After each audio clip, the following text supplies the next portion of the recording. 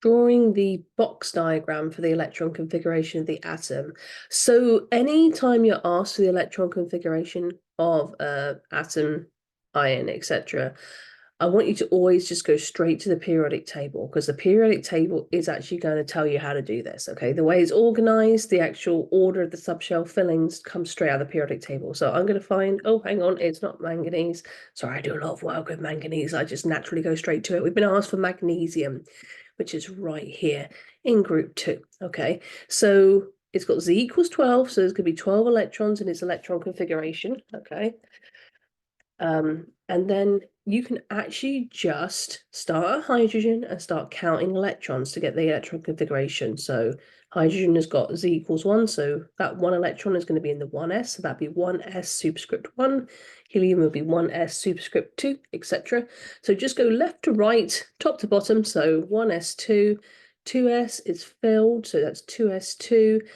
2p is filled, so 2p, 1, 2, 3, 4, 5, 6. That gives you the 6 electrons you can fit in a p orbital. And then 3s1, 3s2 gets us to magnesium. So I'm just going to write that down for you. So 1s1, 2s, sorry, 2s2, 2p6. I'm going to just write the subscripts in so you can say, oh, you know what, I'm just going to do it. It should be a superscript. Okay, it's really hard for me to do on here. 1s2, 2s2. 2p6, and then next is 3s2. So that is what we're aiming for. So now we have to draw some boxes to put those electrons in. So using the Aufbau principle, obviously energy is increasing. So let's have an axis for energy. Okay. So box number 1 will be my 1s box. And then I'll have a 2s box above that. And then 2p, I'm going to need 3 boxes. So 1, 2, 3. There's something I actually can do reasonably well on here. And then 3s will have 2. So obviously it's not entirely to scale with the difference between them, but you get the idea. So let me label them real quick. 1s, 2s. So the important thing to remember is knowing how many orbitals you have for each subshell. So whenever it's an S subshell, there's only 1. Whenever it's a P subshell, there's 3. Whenever it's a D subshell, there's 5. 3s. So then how do the electrons go in? You fill from the bottom, and then you go up. Each orbital can hold up to 2 electrons, 1 spin up, 1 spin down. So when you have degenerate orbitals like the 2p, Hund's rule tells us they must be singly occupied first before you fill them up. So I'm going to demonstrate the order which you should always default to when you're putting your electrons in. So 1s1, 1s2, 2s1, 2s2. I don't know why the convention is to do spin up first. I guess we're optimists. Okay. When you come to the 2p, and the same applies for 3p, 3d, etc., you fill spin up first. So spin up, spin up, spin up. So if it was something that has a 2p3 configuration, like nitrogen, for example, they would each be singly occupied. Okay. And then spin down, spin down, spin down, and then 3s1, 3s2. So that would be our electrons in boxes for magnesium. All right, so I want to do a follow-up example just to make sure we really got this. So this time I want to do zinc. Is there going to be a good way to get rid of these arrows? Well, that saves me some drawing. Okay, so let's do zinc then. Where's my eraser? So where is zinc on the periodic table? It is one of our transition elements. Oh dear Lord, it's the cat. So zinc is over here in the D block.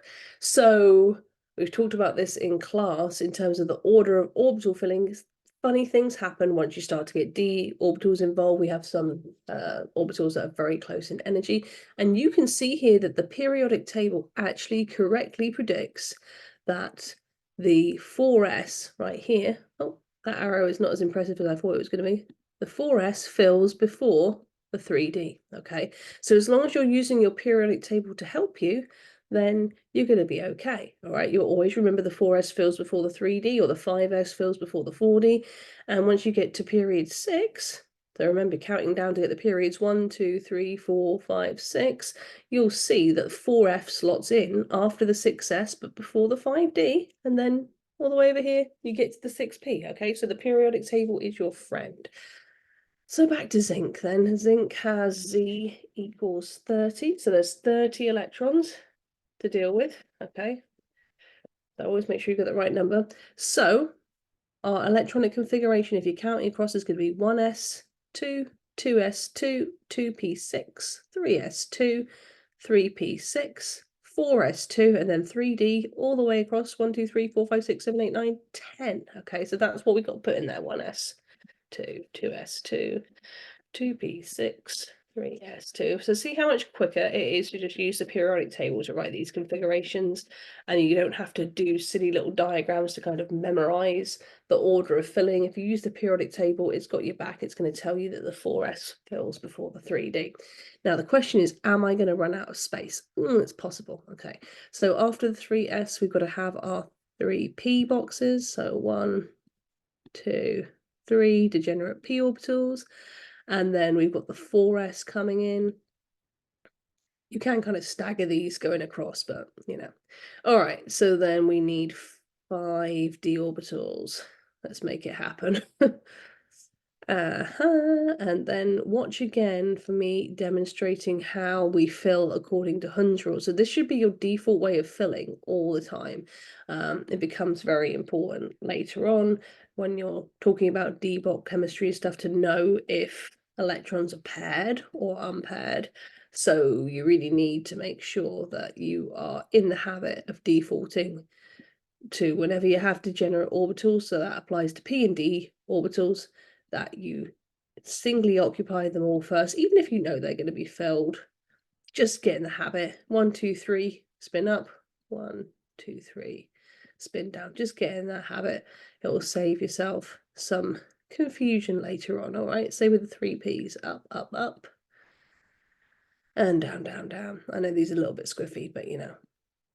All right, so 4s. So again, with the 3ds, first 5 are all going to go in on their onesies. 1, 2, 3, 4, 5. So if that had been like manganese, this is why I like it, right? You can see 1, 2, 3, 4, 5. It'd have 5 unpaired electrons, but we don't have manganese. We got zinc, so we're going to pair them all up.